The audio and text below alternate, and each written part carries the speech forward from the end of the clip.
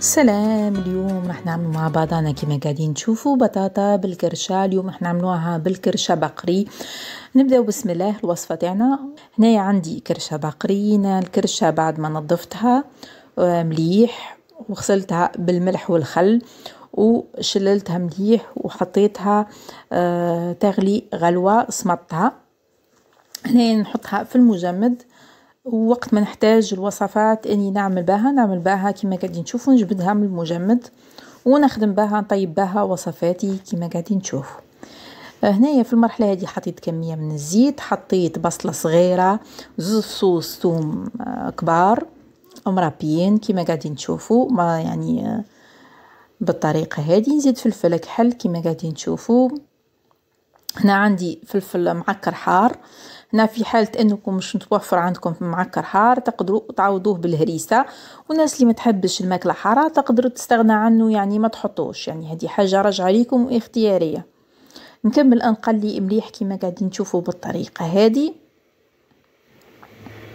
هنا تاني حطيت هنايا في معكر حلو، تقدروا تاني تعوضوا تاني تحطوا غير المعكر فلفل حلو وما تحطوش الحار، يعني كما قلت لكم حاجه اختياريه. نزيد هنايا الملح بالطريقه هذه ونكمل نقلي مليح حتى البصل تاعنا يبدا يذوب وكلش يطيب مليح في البرمه تاعنا بالطريقه هذه.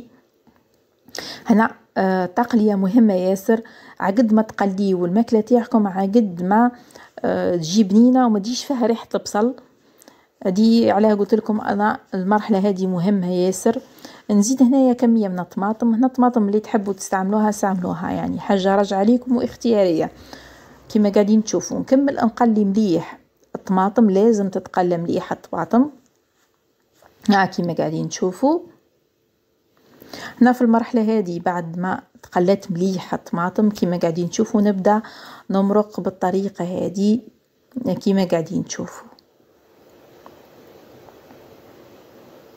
في المرحله هذه بعد ما مرقت الماكله تاعي نقفل عليها لاكوكوت ولا نخلاها الطيب. اللي ما عندوش ما يحبش يحط في لاكوكوت يخلاها الطيب حتى الكرشه كما نقولوا حنايا تعود طريه، كي تحكمها تكون الطريه مليح طايبه 100%.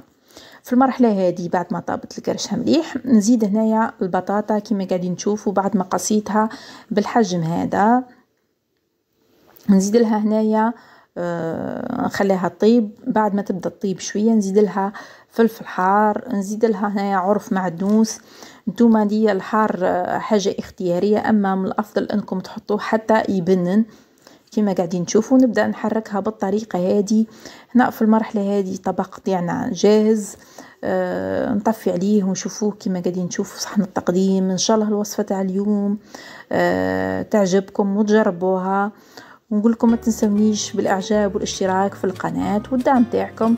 ان شاء الله نتلاقاو في وصفات اخرى، ونقول لكم سلام.